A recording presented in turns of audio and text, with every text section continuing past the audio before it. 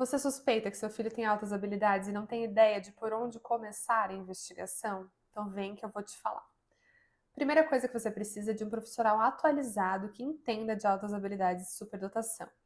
Quem é mais velho aí de formado, tanto na área da saúde quanto da educação, pode confirmar aqui embaixo nos comentários que na nossa graduação a gente não ouvia falar em altas habilidades e superdotação.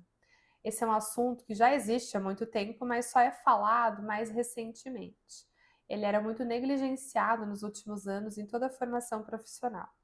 Mas ele é muito importante porque faz parte de diferenciar se essa criança tem um transtorno de neurodesenvolvimento ou se as altas habilidades são responsáveis pelos seus comportamentos, como a gente já viu nos demais vídeos.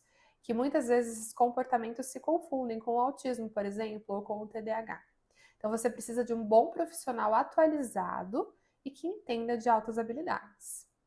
A segunda coisa, você precisa de uma avaliação neuropsicológica ou de um psicólogo que faça os testes de QI, que faça essa avaliação cognitiva. O aplicado se chama SOM-R e ele é feito dos 2 anos e meio até os 7 anos e meio, no SOM-R com essa faixa etária. E dos 6 aos 16 anos na criança é usado o teste VISC, que é o teste que pertence à escala Wechsler de avaliação cognitiva. Então, esses são os dois testes principais. Então, a primeira coisa, não existe a necessidade de esperar que a criança tenha 6 anos para fazer a sua avaliação, como algumas pessoas acabavam acreditando. Existem testes para crianças pré-escolares, e esses testes são feitos, então, por neuropsicólogos ou psicólogos que tenham a capacidade de aplicação desses testes. Então, se você tem essa suspeita, você pode buscar uma avaliação. Mas você tem que tomar cuidado porque nem sempre a criança está num bom momento para ser avaliada. As crianças muito pequenininhas, ali entre 2 anos e meio, 3 anos e meio, às vezes têm uma dificuldade de engajar no teste. Às vezes elas têm uma resistência de mostrar todo o seu potencial ali com o profissional que está avaliando. Às vezes elas estão mais interessadas em brincar e acabam não querendo fazer atividades um pouquinho mais prolongadas. Então esse pode ser um fator que interfere às vezes no resultado. Ou crianças até mais velhas, mas que são muito ansiosas, que têm muito medo de desempenho, ou que têm uma dificuldade muito grande de parar mais tempo numa atividade porque se sentem muito ansiosos, também podem ter o seu desempenho um pouco prejudicado. Então, o profissional que avalia deve olhar para essas características comportamentais e te dizer honestamente se a criança se envolveu o suficiente para uma boa execução dos testes.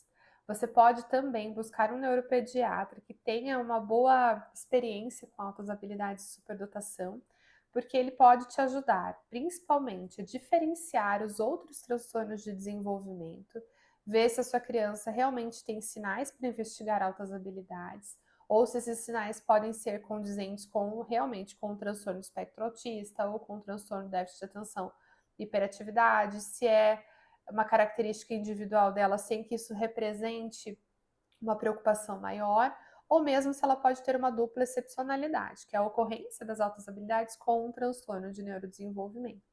Então, o neuropediatra pode te ajudar a definir isso e indicar se realmente é um bom momento para a avaliação da sua criança.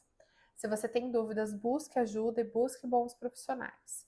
Porque isso não é só uma questão de mostrar se sua criança realmente tem um QI acima da média ou não, mas ajuda para que você entenda se o seu comportamento, que é um pouco diferente do habitual, diferente das outras crianças, está relacionado com isso ou não, porque muda a forma de você lidar com essa criança, você aprende sobre o funcionamento do seu cérebro, que é tão rico em vários aspectos e tão intensos em outros aspectos também.